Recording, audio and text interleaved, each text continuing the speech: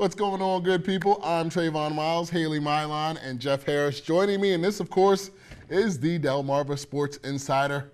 Got a lot of things to get through, things heating up on the shore today. Coming up on tonight's episode, a 6'3" slugger came to the shore in another rehab assignment, and I'm not talking about Tim Tebow, people. Chris Davis brought the Oriole fans out to Arthur W. Purdue Stadium earlier this week. We're not complaining about that, though, and it's the final week of the regular season action in the Maryland Supreme League, so we're going to take you to the hardwood. We've got highlights from that as well. And coming up, the USSSA softball tournament took the Eastern Shore by storm this week. Highlights are just ahead. That's right. Welcome to the show, Delmarva Sports Insider. Of course, we've got a variety of things, especially in this first block, to get to. Yeah. But we'll start it off how we have in weeks past. The Maryland Supreme Summer League. Right. It's getting pretty good right now. Playoffs are inching closer. Thursday, the final regular season matchups. The first matchup we had was Positive Image taking on Cedars Pizza. Check out this off the missed shot. Teron Rounds, Washington High product right there with the follow-up layup. Then great defense here by DJ Reed, swatting one out of bounds. Check out Reed a little bit later. Beautiful pass underneath. Nice. He's going to find Ethan Lambert, and he's out to nail a three. Positive Image trying to build something. Of course, the team out of Wicomico. We've seen this guy, Kwame Atkins. We know what he can do. Nice alley-oop to Nigel Houston. And then check out Lambert one more time. Pretty behind-the-back pass. Going to lob it and then spin it and then pass it to Sproul. Josh Sproul one more time. Cedars Pizza goes on to get the win, 47-41. And I'll tell you what, this is a very interesting matchup because these are two teams that are obviously regular season rivals when it comes to high school basketball. Washington High and Wicomico don't like each other. And I've heard this game got pretty testy down there in Summer League. So it'll be really interesting, I think, to see what happens when they match up by the time playoffs come around. Well, it's pretty interesting because we saw Positive Image last week, earlier in the month of July. They were playing the Bridge from Woodbridge, and that game got testy. Yeah. So maybe it's Wicomico, the Wicomico guys down there. It could be. I mean, I'm not pointing any fingers, but playoffs are coming around the corner, and play is absolutely going to increase a little bit. I agree. And the talk of the town, Team Chaos, well, that is Y-High, also in action Thursday, taking on the Dumzers from Stephen Decatur. And Y-High was looking like they pretty much usually do. Great ball movement all night. Let's start with Jaden Baker with the outlet pass. Devontae Dixon pumps and finishes on the right side. Later, though, in the first, Theo Hobbs finds himself on the break. His layup is blocked from behind. John Taylor, though, as you see, races to clean up the mess, make it 2 for SD. Then Jaden Baker doing what he's been doing all summer.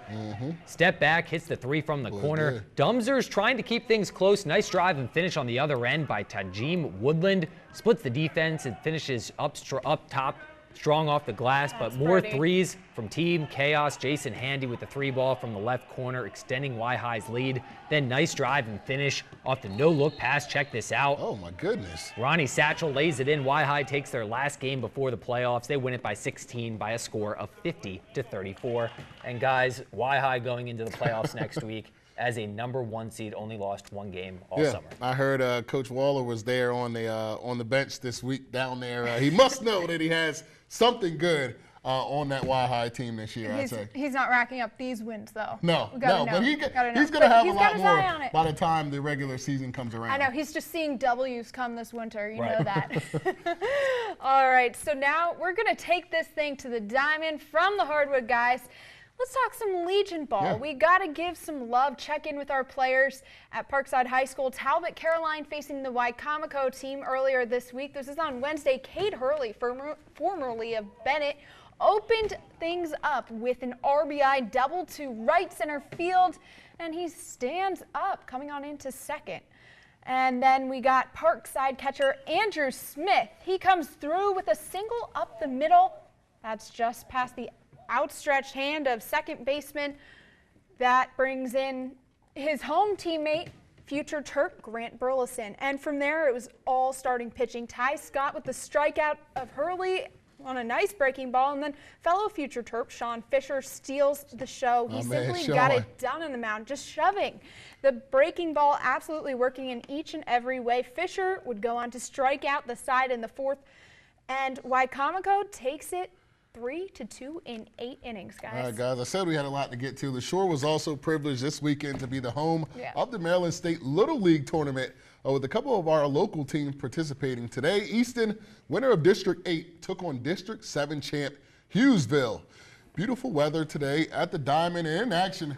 In the action, Hughesville getting on the board first. Wild pitch from Easton and Logan Quaid coming down, hustling from third. There we go. Hughesville taking a 2-0 lead after one inning. Easton getting things even in the bottom of the first. Big Chris Baynard sending a screamer in the center. One hops the wall, 2-run score to tie us up.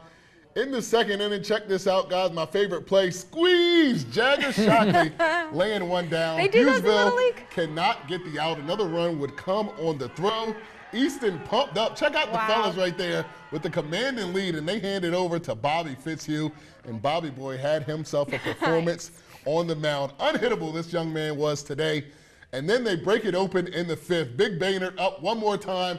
And I'll tell you what, I don't know if this kid was trying to hit me, but he got pretty close. It's that one over the fence. You could have gotten that.